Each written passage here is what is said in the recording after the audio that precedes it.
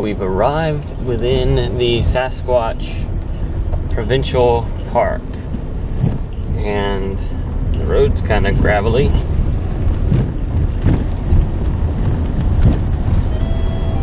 It seems pretty rugged.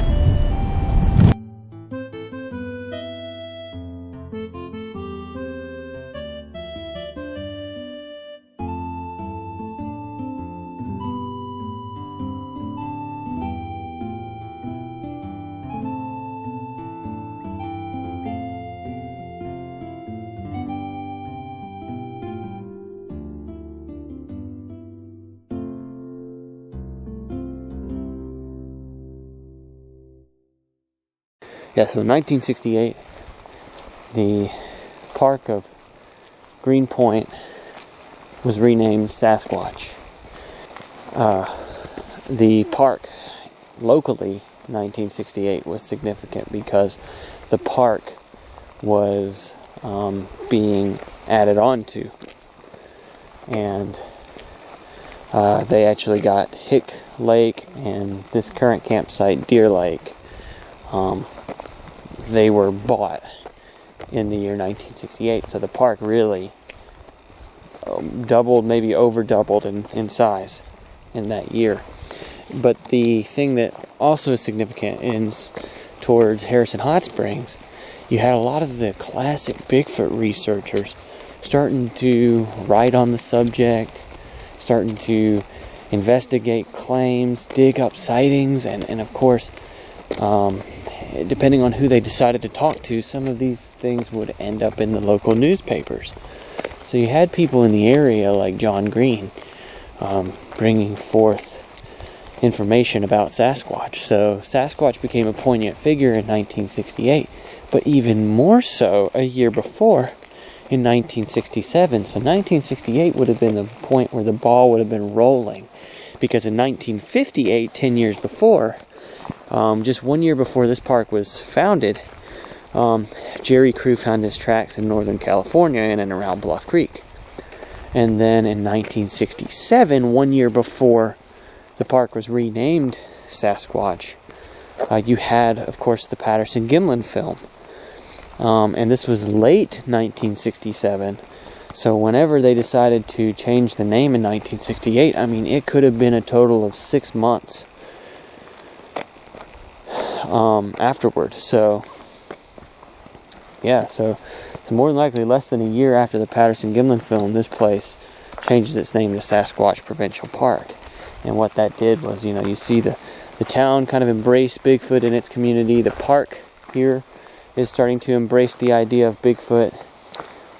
Whether or not there's a lot going on here, I can't say, but I know that Harrison Lake still has a few recent claims of Bigfoot encounters. Now, whether or not people are actually seeing it or hearing it or finding tracks, I don't know. But what the visitor center told me was there were some that were somewhat recent. So even if somewhat recent means the late 90s, we can still entertain the possibility of something living up in and around these ridges. And if we just look right up here, now this isn't my campsite. My campsite's a little bit up here. You can see my car further down there. But we're kind of right next to this ridge on this little mountain. And any animal that lives up there is going to make its way down here at some point, maybe, to get a drink from the lake or get food around the lake. And maybe it's better in the summer months or something, but we were talking in the visitor center, and you hear about the mountain lions living in the higher elevations until the snow kind of pushes them down into the outlying neighborhood communities, where they start eating cats and dogs instead of hunting on the ridge lines for deer and other large game.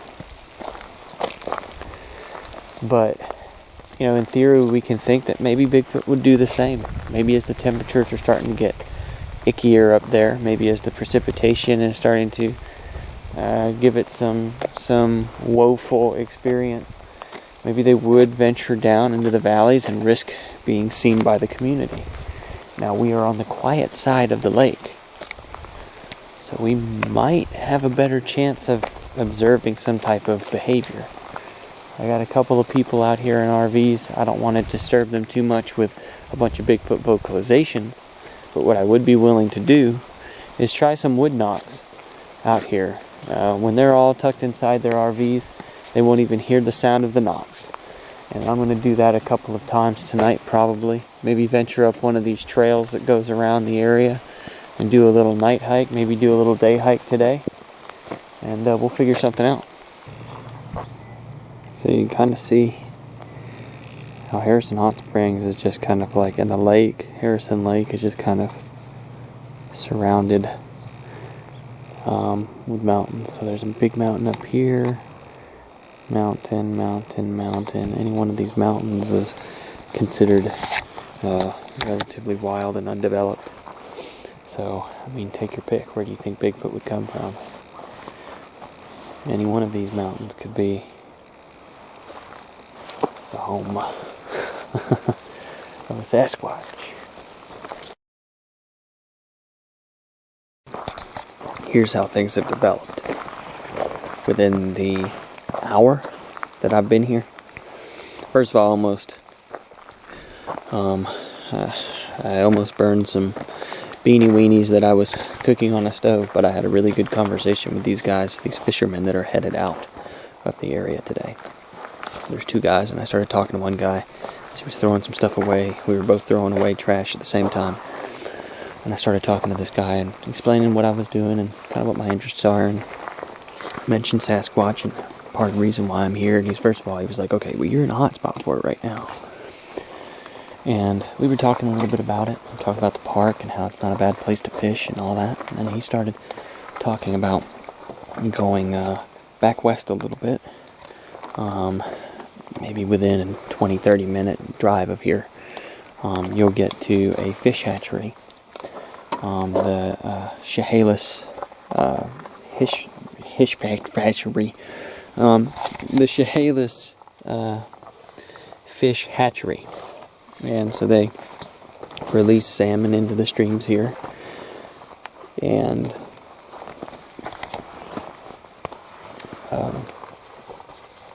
they said that there had been a lot of sightings and a lot of twisted branches and a lot of activity in and around that immediate area of the fish hatchery. And they were kind of discussing some other stuff. His buddy came up at that point, and they were kind of talking about, first of all, something making some noise along the ridge out here.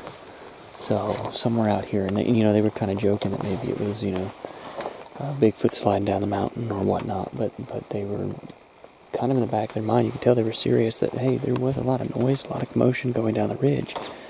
Maybe some trees fell over, maybe the rocks were sliding, maybe there's a little rock slide. There was a little activity going on back here, a lot of noise, commotion, kind of going down this ridge line. And that's totally natural.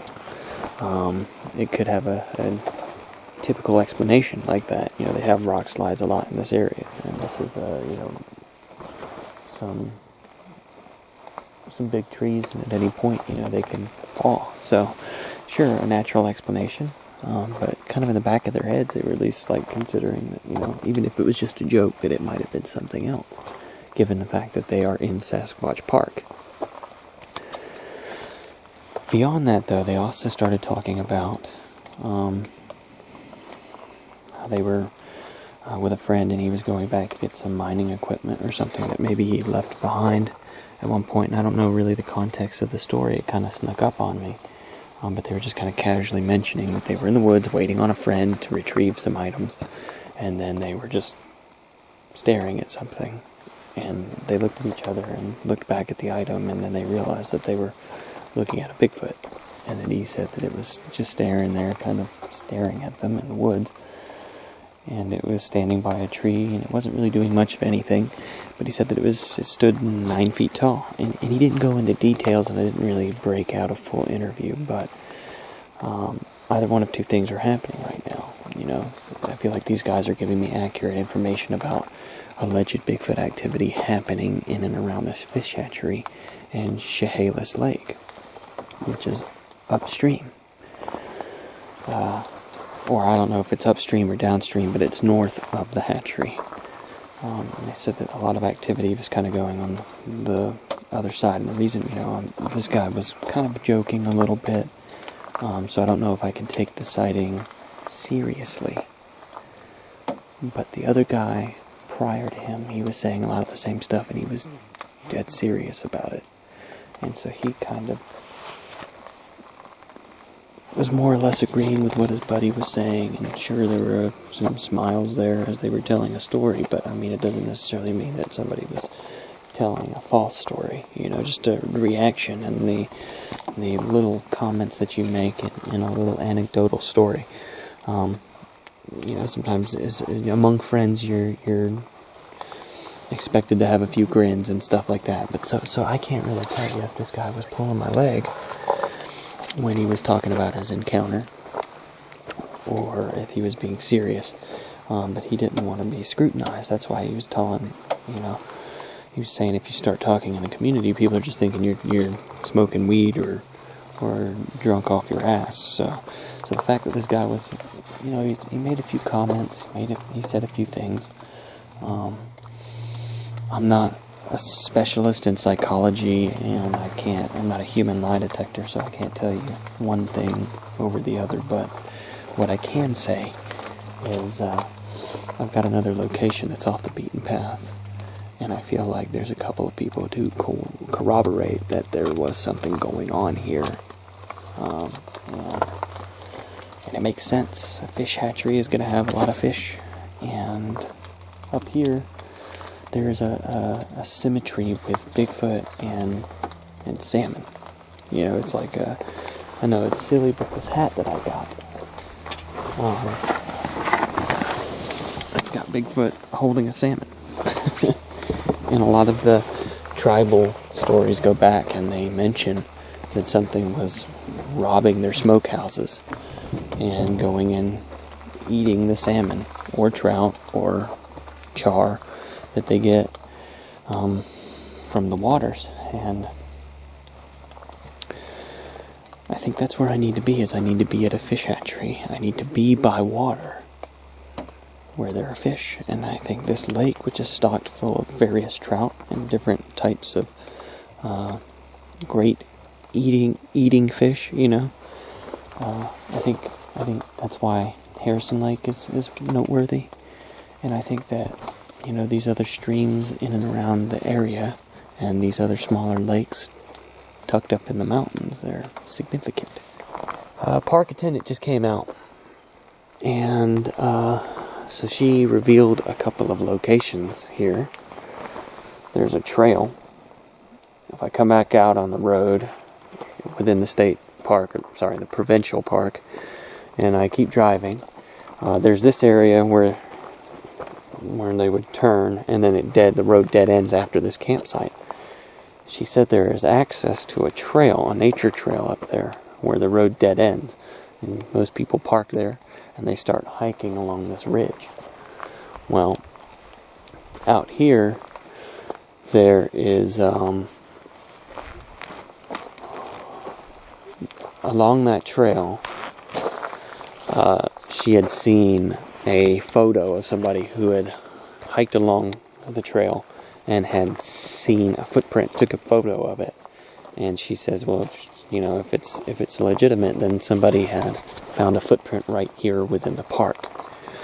She also said out at the entrance of the park, which is about 7 kilometers that way, at a stop sign at the 4-way stop, there is a pylon several meters from the road, and that's where another track was found. So right here in this park there have been tracks found, and right on the boundary there have been tracks found.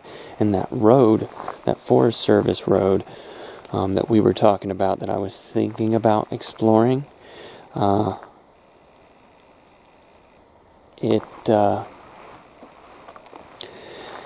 it contains something out there that she doesn't quite know of, because that's where the Bigfoot adventure tours go, is up that Forest Service road. So, I was debating it at first. But I got a place to hike here. I'm not going too far tomorrow. There's rain. The ground is moist. We might be able to find some tracks.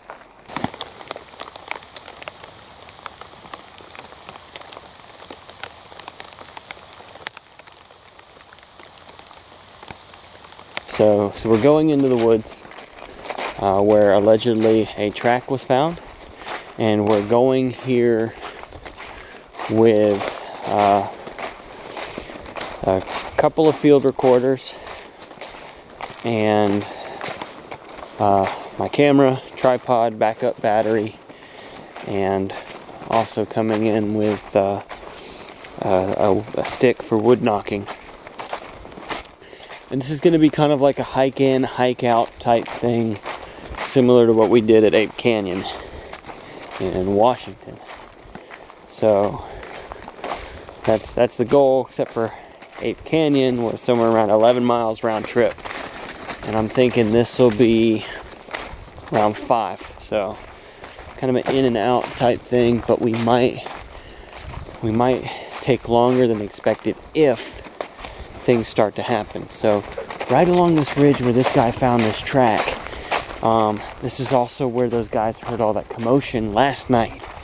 So something was crashing and tumbling and breaking and falling down the ridge, and I don't know, that could have been trees pushed over by a territorial Sasquatch. That could have been rocks pushed down the side of the mountain, thrown down the side just to make a commotion.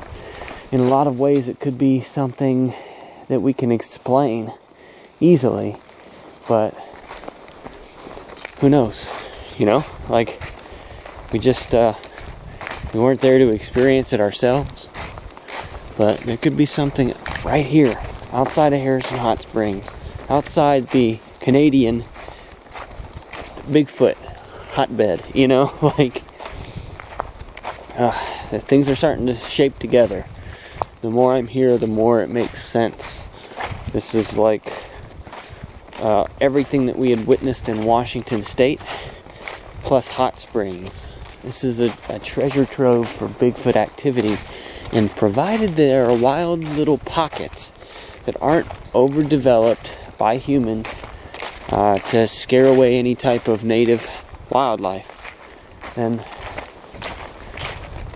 there's still hope for the Sasquatch right outside of town here. In fact, the community, the town of Harrison Hot Springs, actually named their Sasquatch Hot Springs Harry is what his name is. So if I run out of every other viable option, I'm just gonna start calling that name out loud to see if he comes when called. Right as we started walking, it started raining.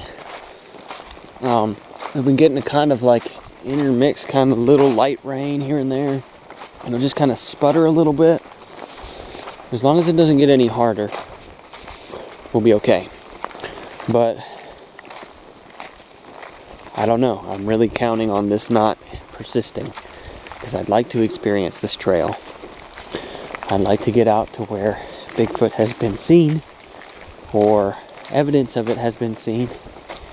But if the weather's not with us, it's going to be another Skookum Meadows. I still think that something might have happened if we had the opportunity to stay there longer, because we were hearing big animals move by, and we had heard a knock, and it just gets you wondering. I don't know what this weather's going to do. It might not let up. It might get harder. Come on.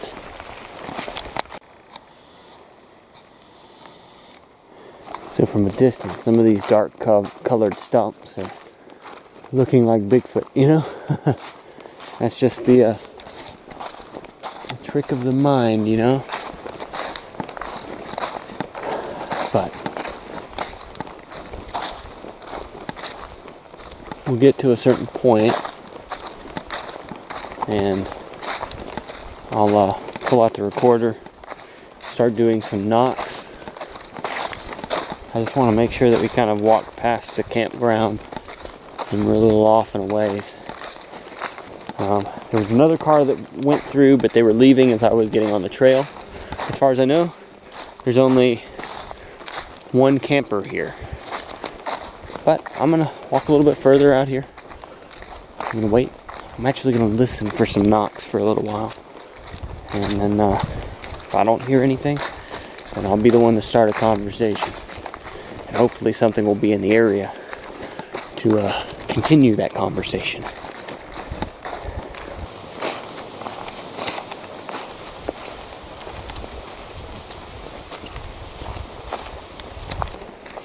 We're walking along the edge of the lake now.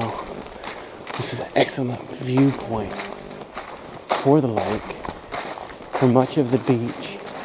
And I don't know if we were further back, if I had looked down, maybe I could see our campsites. But this is a survey point, and it's not a frequented trail. So, I mean, there would be nothing wrong with utilizing this as a path for travel. Now, I'm looking very carefully for tracks, and kind of like at Ape Canyon, I was seeing these scuff marks on the ground here where something had moved the leaves, but there's nothing conclusive to say that it's a human foot with a boot or a barefoot track or anything like that. Hoping we'll come to a point where the soil is so soft it'll be undeniable that we're looking at a Bigfoot track. But that's ideal, and the possibility of that happening is pretty slim. Now this is perfect right here. Got some big rock overhang type outcropping things. If we could find one that's more substantial, we could find our bailout point if the water starts to fall too hard, if it rains too hard. But we could also look at this and say, hey, excellent shelter for a large animal trying to get out of the elements. But let's take a further look. Let's try to understand this area in and around our campsite tonight. Because figuring out where everything is in placement, if we do any knocks right outside of our camp, we'll have a better understanding of what's happening and where it's coming from if we've explored up the ridge. Okay, so I see a branch broken. It's kind of high off the ground, but it wouldn't be hard to pull it down and then break it. This could easily be a human. I can't say it's been like a full twist, but this was definitely broken. And it's definitely not the strongest tree branch. In fact, I would say it's on the verge of dying and rotting. But let's keep an eye out for other things that might indicate territorial display of one kind or another. Why haven't I tried some knocking? Why haven't I, started as soon as possible? I'm not worried about any campers down there. Most people probably wouldn't even register that sound in the woods as a person or a Bigfoot or anything. It's just a sound in the woods. Who cares? But it's like, why have I held off? And really, I can't give you a good reason as to why I had held off prior, but the more I was thinking about it, it was like, well, maybe it's better. Maybe it's better to get on the other end of the trail as far as from camp as possible, so that I don't even seem like I came from the campsite. If I come out all the way on the other end, anything in the area listening will think that that's where I started from. But if I had started in my car and started knocking the whole way out, it's easier for something to associate. Oh, that's a Bigfoot enthusiast coming from the campground trying to lure me out with some wood knocks. If I start a couple miles on the other end of the trail, something might be thinking, I wonder what that is. Could be a Bigfooter. Could be a hiker. Or maybe it's another Bigfoot come from a different ridge. So, again, this is the death throes of my Bigfoot expedition. I'm in the Grand British Columbia, the Canadian Bigfoot Central. And I have to be as methodical as possible. This is my last opportunity to try and surface some Bigfoot evidence. To try and convince myself to keep searching, because there is something out here. In California and Oregon and Washington, they teased me with a few details. A few eyewitness encounters, a few historical Bigfoot areas, a few Bigfoot celebrities even. Some displays at some visitor centers, some Bigfoot carvings outside in town, some different things here and there. Constantly Bigfoot was being alluded to, and then out in the field, maybe a sound to something big moving through the brush, maybe a knock, but I didn't get to hear it that well, so, maybe something, But this is my last chance for a big thing. This is my last chance for,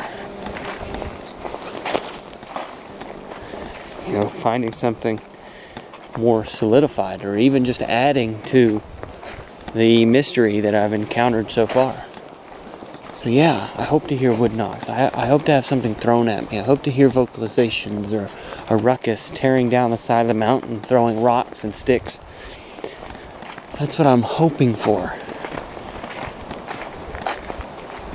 But, well, man, I would kill to capture a vocalization on audio, or even to a more extreme sense, film something on camera. I don't know what it's going to take at this point. Do I need to lure it out? Do I need to creep into the wilderness and actually catch it off guard and film it with it being unaware of my presence? Can you even do such a thing with Bigfoot? My mind's racing, trying to make the right choices, trying to pick the best alternatives at every opportunity so that I can set myself up for a memorable experience that involves Bigfoot in reality. And if it doesn't exist in reality, then that's going to be pretty hard, won't it? I don't want to have to imagine my experience with Bigfoot. But man, I told myself, I'd love, with all the time I'm spending in the Pacific Northwest, I'd love to walk away with a convincing vocalization, some type of interaction, or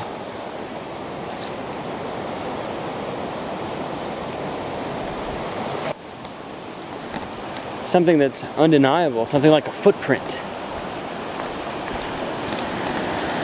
So that branch break back there, and then again I see this here, I just want to remind you that this is a human trail, and that could have been somebody with the parks coming through and just making sure there aren't any branches hanging out in the middle of the trail.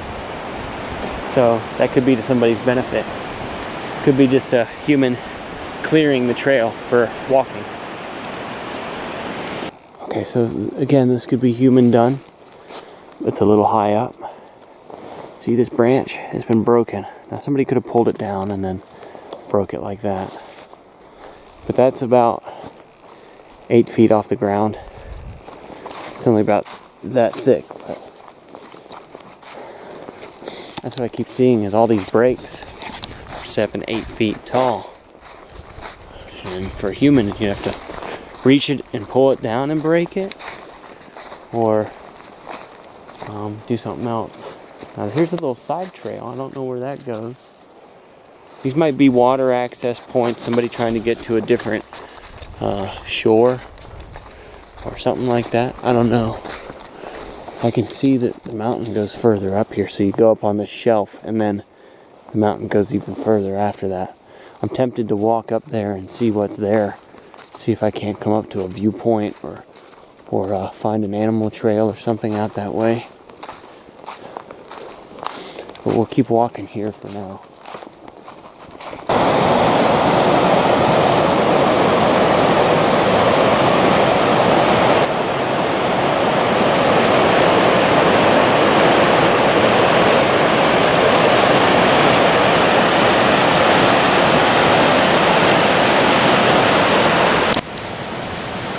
Okay, so we just left the park boundary.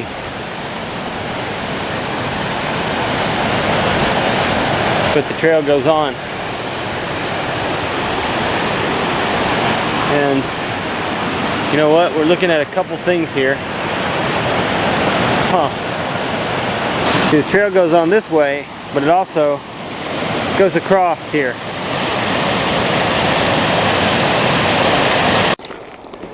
So I got my recorder and the sock that was one of maybe 2 socks that didn't get washed when I was in Vancouver, so it smells pretty horrible right now. But my recorder was acting a little funny. Wasn't recording, wasn't responding to the power button. So I had to pull the battery out, and I'm going to try to get it going again. And there's not a lot of big old growth trees here for me to do some solid wood knocking, so this one right here, I'm going to have to bushwhack to get to. We're going to try that there. These logs are real slippery. I don't want to fall. Oh, jeez. Like real slippery.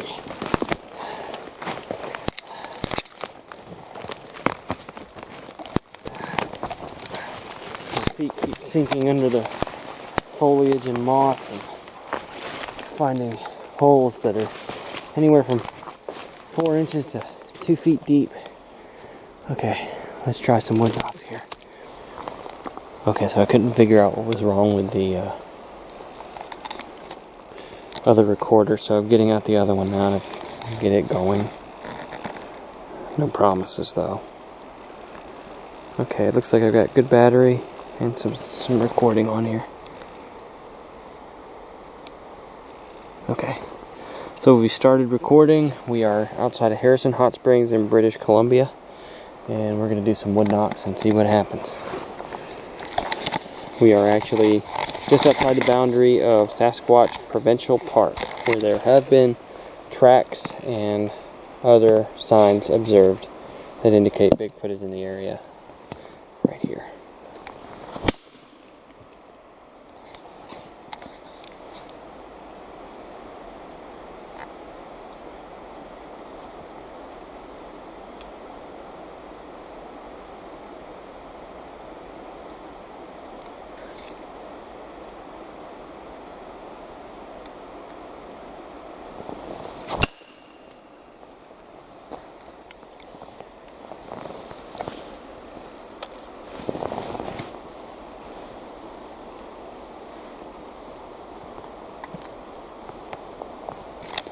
So it was about 28 minutes into our recording.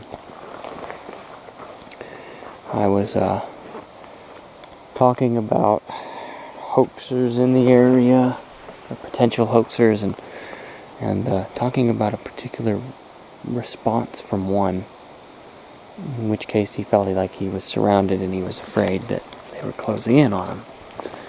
Anyway, I started telling this story about this guy, and right behind us a tree falls. Of course, I was explaining in the audio recording that fungal decay is the natural response for the forest to deal with overcrowded forest. So overcrowded trees, they get infected by fungal spores, and then they decay, they break down, and then they fall. And right now there's not a lot of wind, but trees are still likely to fall. Everything's waterlogged, soggy, weighed down with all the water weight, and soft from being soggy. So any of these trees, they're likely to fall after being drenched with rain. But the thing that's got me going right now is it was right as we were walking. It was right in the immediate area. It wasn't a tree up the ridge, several hundred yards from us as we were cooking or doing whatever. It was real close, almost too close, too soon. It was right in our immediate area. And let's say I've had that happen a few times. When we were doing things like this.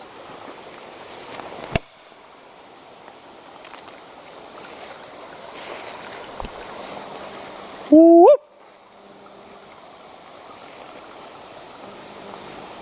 Woo!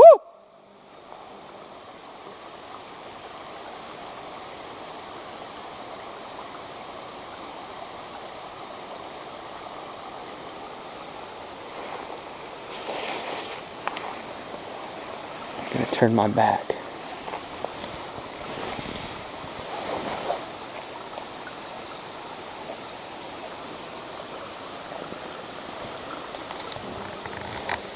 Maybe pull down a limb. Display my strength a little. That wouldn't work.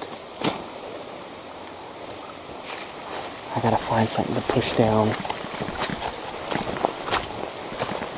Find a dead tree. Give it a push. Or pull on a dead limb. Make a loud crash.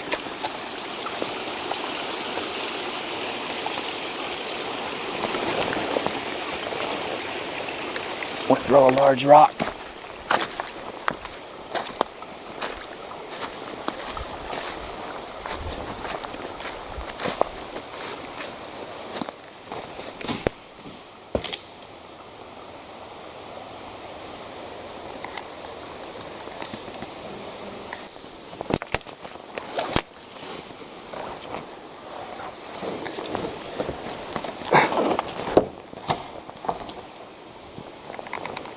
I'm just throwing limbs down the side of the hill, making noise.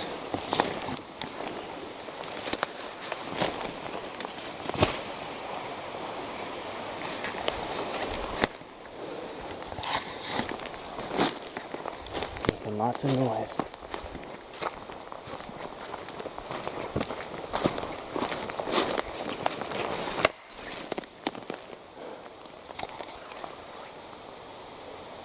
Woo!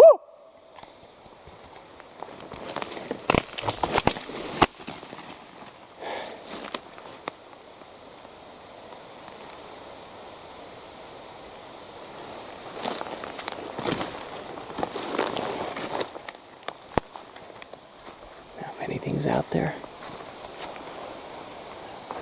I would say I got its attention.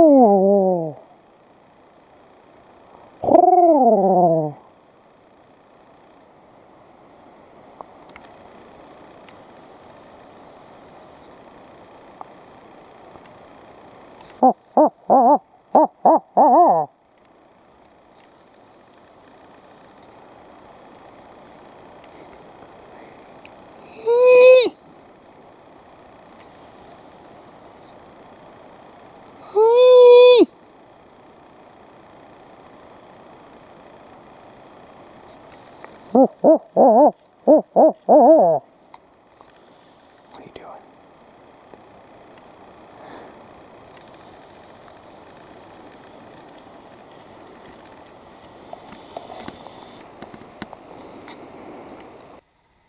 I'm just going to respect that whatever's up there is either going to interact or it won't.